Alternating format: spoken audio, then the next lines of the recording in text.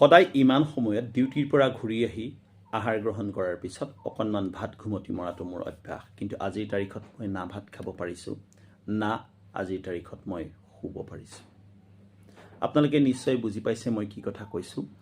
আজি মোৰ দেশৰ সমগ্ৰ জনতা সাৰ পাই আছে, সকলোৱে দুখত ম্ৰিয়মান হৈছে।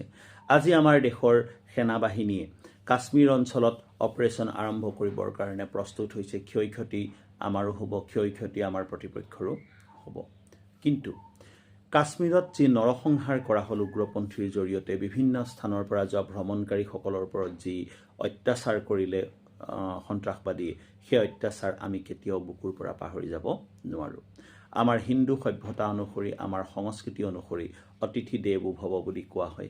কাশ্মীৰলৈ যিসকল লোক বিভিন্ন স্থানৰ পৰা গৈছিল, তেওঁলোক আছিল কাশ্মীৰৰ অতিথি, আৰু কাশ্মীৰৰ অতিথিৰ ওপৰত উগ্ৰপন্থী আক্ৰমণ কৰিছে। আমি নাজানো সেই উগ্ৰপন্থী কাশ্মীৰৰ স্থানীয় উগ্ৰপন্থীয়ে নে কাশ্মীৰত আক্ৰমণ কৰা সেই উগ্ৰপন্থীসকল পাকিস্তান সমৰ্থিত আন্তঃৰাষ্ট্ৰীয় উগ্ৰপন্থী। কিন্তু এটা কথা ঠিক যে পুলৱামাৰ হত্যাকাণ্ডৰ সময়ত যিদৰে আমাৰ বুকু স্বদেশ প্ৰেমেৰে উঠলি উঠিছিল, যি সময়ত আমি শোকত ম্ৰিয়মান হৈ পৰিছিলোঁ, ঠিক তেনেদৰে আজিৰ তাৰিখতো আমাৰ বুকু শোকে ছিন্ন ভিন্ন কৰি পেলাইছে। প্ৰতিজন সচেতন মানুহেই পুলৱামাৰ সেই যি জঘন্য হত্যাকাণ্ড, যি নৰসংহাৰৰ ঘটনা, ইয়াক গৰিহণা দিছে। আনকি এই ঘটনা ইমানেই নিষ্ঠুৰ আছিল যে তাহানিৰ দিনত জালিয়ানৱালা বাগত জেনেৰেল ডায়াৰে নিৰস্ত্ৰ জনসাধাৰণৰ ওপৰত যি অত্যাচাৰ কৰিল, তাৰো সীমা পাৰ হৈ গৈছে। আটাইতকৈ দুখ লাগিল এগৰাকী মহিলাক দেখি। সেই মহিলাগৰাকীয়ে মাত্ৰ 16 এপ্ৰিল তাৰিখত বিবাহপাশত আবদ্ধ হৈছিল, আৰু কালিৰ তাৰিখত তেওঁৰ স্বামীক গুলীয়াই হত্যা কৰা হ'ল। মৃতদেহৰ কাষত তেওঁ বহি আছে। মৃতদেহৰ কাষত বহি তেওঁ চুলি মেলি কান্দিছে। মৃতদেহৰ কাষত বহি লৈ তেওঁ ভৱিষ্যতৰ স্থানবান হৈ যোৱা সপোনবোৰৰ কথা ভাবিছে। আজিৰ তাৰিখত যদি আপুনি ভাবি চাই যে সেই মহিলাগৰাকী আপোনাৰ কোনোবা ইষ্টমিত্ৰ কুটুম্ব, বা সেই পৰি থকাজন আপোনাৰ কোনোবা ককাই ভাই বংশ পৰিয়াল বা মিতিৰ কুটুমৰ কোনোবা এজন, যি পৰিস্থিতিৰ সৃষ্টি হ'ব, ঠিক যি অনুভৱ আপোনাৰ হ'ব, ঠিক তেনেকুৱা অনুভৱ আজি মোৰো হৈছে। দৰাচলতে পাকিস্তানক স্বাধীন হৈ থাকিবলৈ দিয়াটোৱেই আমাৰ দেশৰ এটা বৰ ডাঙৰ ভুল বুলি মই বিবেচনা কৰোঁ। এটা সময়ত ব্ৰিটিছে কোনো ভাৰতৰ অনুমতি কোনো নোলোৱাকৈয়ে পাকিস্তান আৰু বাংলাদেশ দুই টুকুৰা ভূমিক পাকিস্তান, পূব পাকিস্তান, পশ্চিম পাকিস্তান বুলি এখন দেশ কৰি দিছিল, আৰু পৰৱৰ্তী সময়ত তেওঁলোক ভাগি যায়। সেইটো মোৰ মতে ঐতিহাসিক ভুলেই আছিল। কাৰণ এটা সময়ত ব্ৰিটিছে আমাৰ বিনা অনুমতিত যদি সেই কাম কৰিছিলোঁ, আজিৰ তাৰিখত আমি ভাৰতবৰ্ষক ৰিইউনিফিকেশ্যন নকৰিবলৈ হ'লে এই সমস্যাবোৰ কেতিয়াও শেষ নহয়। আমি সকলোৱে জানো যে কাশ্মীৰ অঞ্চলৰ দুটা পাৰ্ট, এটা পাৰ্ট হৈছে POK অৰ্থাৎ পাক অকুপাইড কাশ্মীৰ, পাকিস্তানে আহি পেলাই সেই অঞ্চল দখল কৰি ৰাখিছে, আনফালে আছে অক্সয় চাইনা। এই দুইটা অঞ্চলেই একত্ৰিত হ'ব বিচাৰি থাকে। জিঅ' পলিটিক্সৰ বিভিন্ন কথা আছে, ইয়াতে নকওঁ, খুব আৱেগিক হৈ আছোঁ।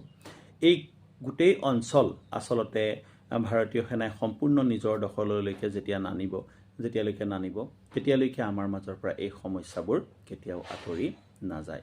কিন্তু খুব সুখৰ কথা যে অসম বিশ্ববিদ্যালয়ৰ উপাচাৰ্য দেৱাশীষ ভট্টাচাৰ্য সেই অঞ্চলতে বোলে আছিল। তেখেত পৰিয়ালসহ তালৈ ফুৰিবলৈ গৈছিল, আৰু কথমপি তেখেতৰ প্ৰাণ ৰক্ষা পৰে।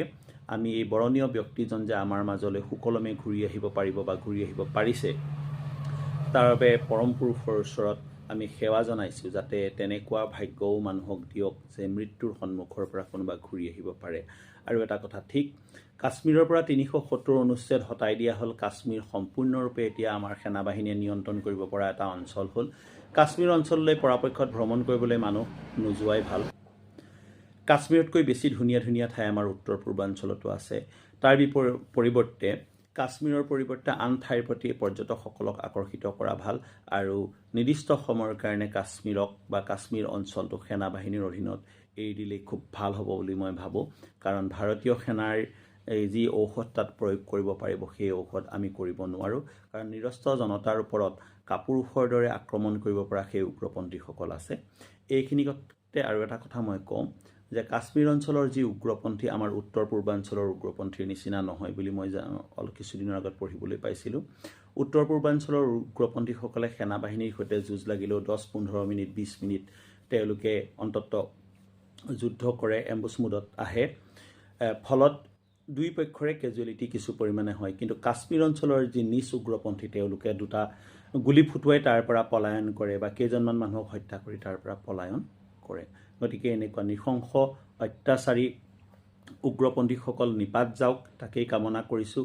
ভাৰতীয় সেনা বাহিনীক পূৰ্ণ স্বতন্ত্ৰতা দিব লাগে, আমাৰ ৰাষ্ট্ৰই আমাৰ প্ৰশাসনেও দিব লাগে। ভাৰতবৰ্ষই এই সুবিধা সেনা বাহিনীৰ হাতত অৰ্পণ কৰিব লাগে। পৰাপক্ষত কাশ্মীৰ অঞ্চললৈ মানে নোযোৱাই ভাল, আমাৰ মানুহ যিহেতু নিৰস্ত্ৰ জনতা। গতিকে আজি কথা কওঁতে অলপমান খেলি মেলি হৈ গৈছে, বেয়া নাপাব, ইমান দুখত আছোঁ। আমি আশা কৰিছোঁ সকলোৱে যাতে ভগৱানৰ ওচৰত ঠাই পাওক। সকলো সেই শোকসন্তপ্ত পৰিয়াললৈ আমি আমাৰ ফালৰ পৰা শ্ৰদ্ধা জ্ঞাপন কৰিছোঁ, আমি সমবেদনা জ্ঞাপন কৰিছোঁ। Thank you very much. Please stay connected. Keep watching our videos and don't forget to follow, share and comment.